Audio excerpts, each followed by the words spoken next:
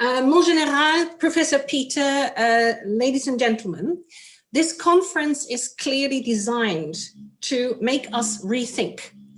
The conference is called Winning Without Victory, and to confuse you further and to make sure that you all really rethink everything, I will start you off on victories without winning, the opposite of the topic that we have.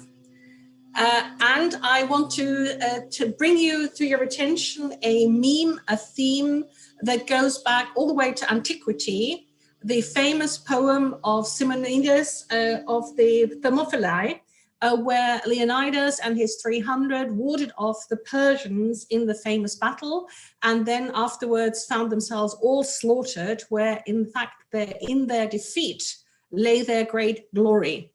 This idea, this meme of the past, captured here beautifully in the Jacques-Louis David painting in the Louvre, is of course absolutely central to Western civilization and has been brought into Western civilization and translated from generation to generation for many centuries. Let me just run you briefly, and just for the pleasure of the eye, some of them in order to make my point. It was greatly reinforced in the Christian tradition, of course, by the idea of the sacrifice of Christ, and in his death, the conquest over evil that then resulted in his resurrection. So in Christianity, there is an enormously important theme of defeat being, in fact, a victory. You will see that there is a point to this. I just wanted to take you through this because I want to just mention by the by that this has been something that has greatly inspired a whole number of different cultures and is still an important element in the self-perception of a lot of cultures.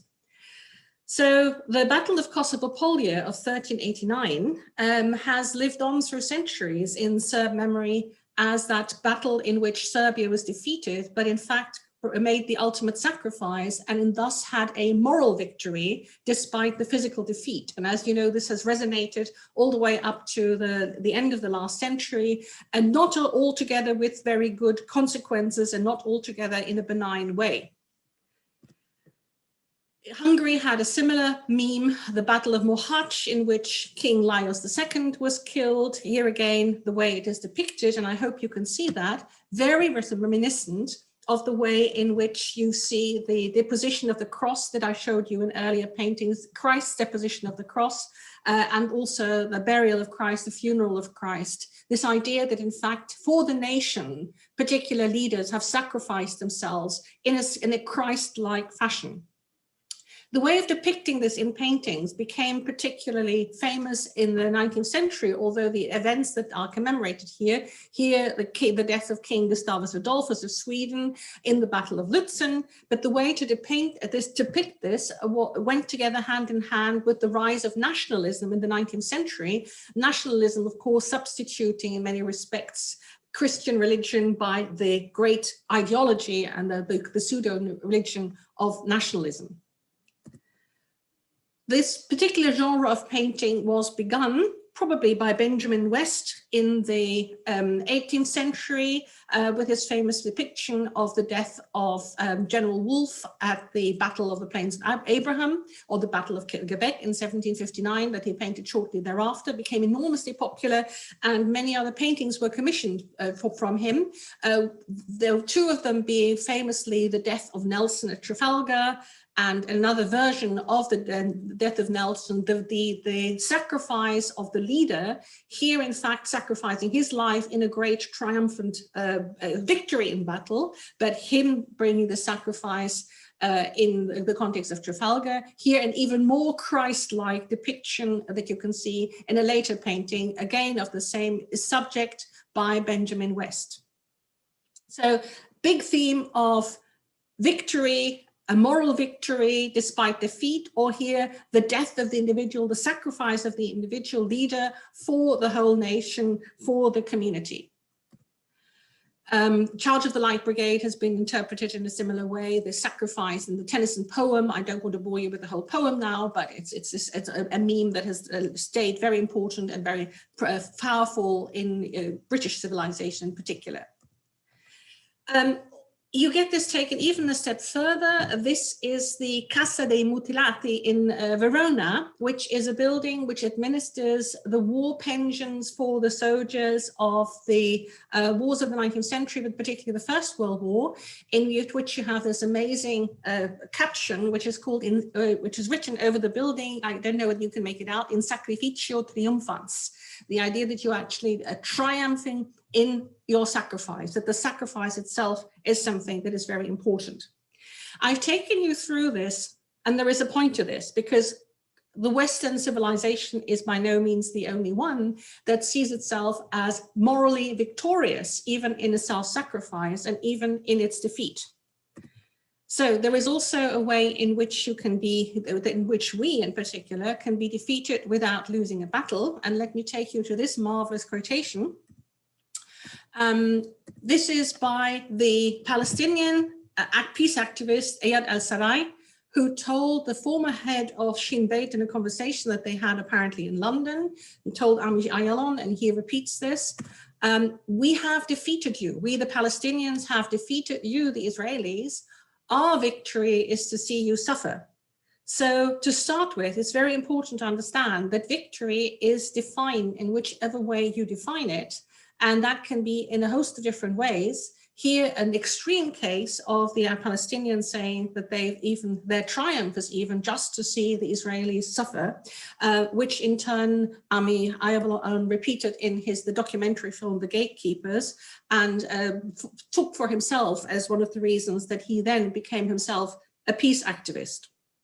So think about this very important take on the question of victory and on the question of who wins and who loses.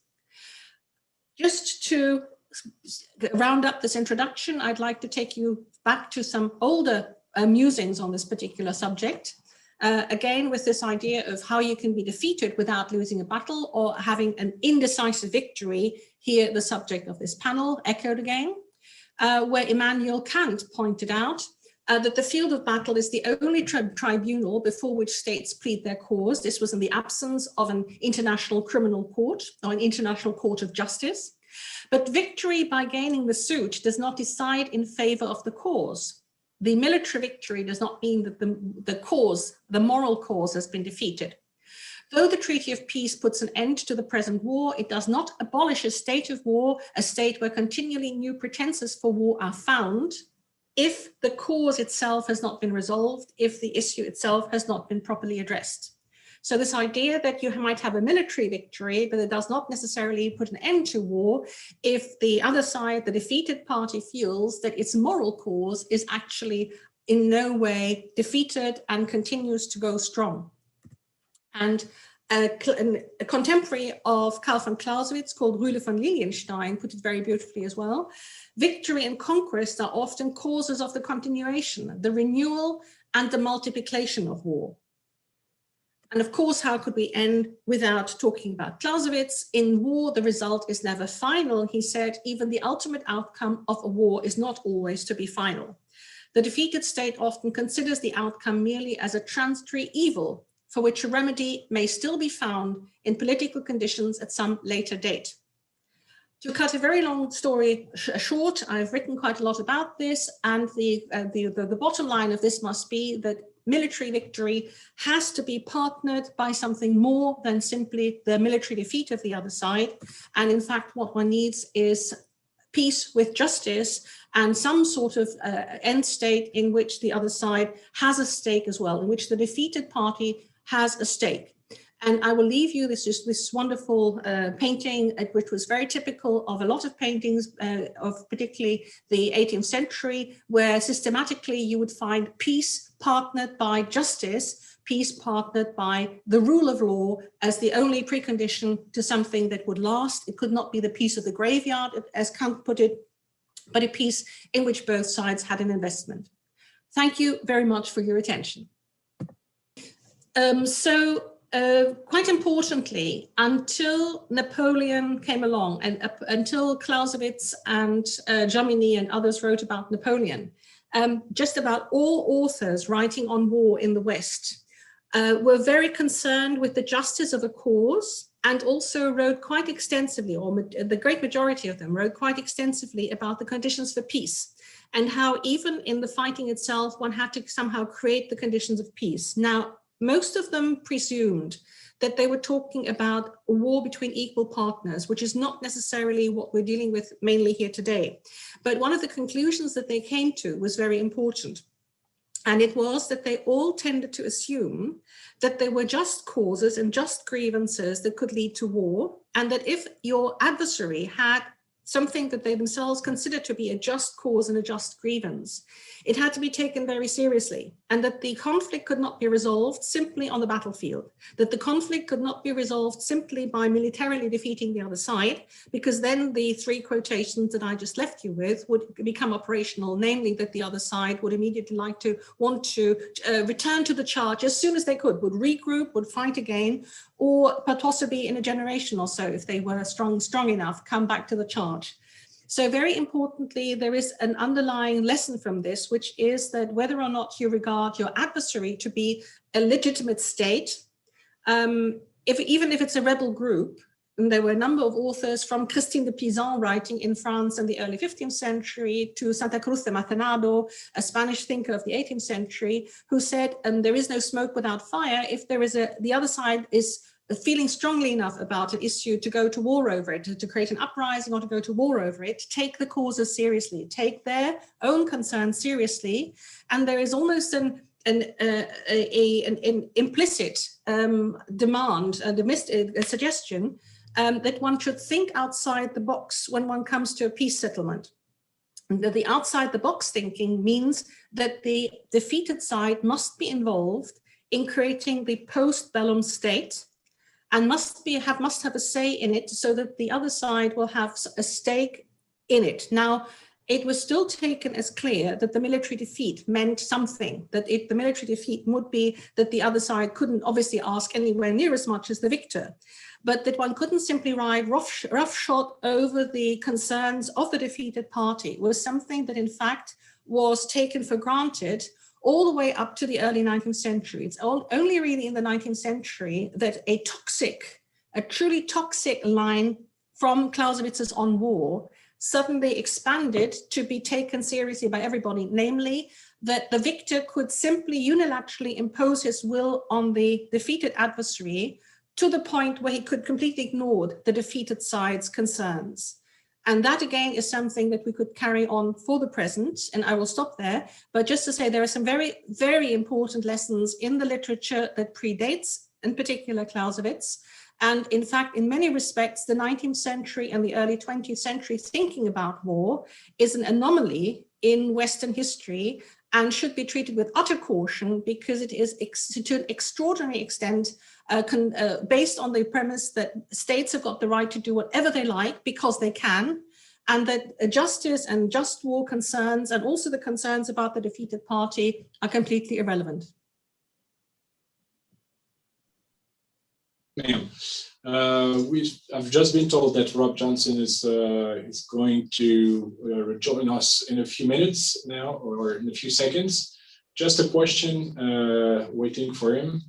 What is, in your opinion, the most decisive battle in Western Europe history? You could give us as an example. The most decisive what, sorry? Victory. Victory. Oh, well, now again, let's go back to the importance of defining what you mean by victory. If you want to say a fascinating example would be the victory of the Allied powers, both Germany, at the end of the Second World War, which did not lead to a peace treaty. So crucially, this was a victory that resulted in the complete acknowledgement on the side of the defeated party that there had been a defeat. But then very interestingly, you could see how over the following years, the West German public was given an enormous stake in the new peace settlement through Marshall Aid, all the facilities offered by re-education, which on the one hand were trying to bring them to democracy, but also opened the door for lots and lots of people finally to unfold their own political activism, etc. So it was a most wonderfully decisive victory in the sense that it has, there's been absolutely no inkling, no attempt at all of that defeated party ever to want to stand up again. And this is one of the most long-lasting victories that you can think of in European history.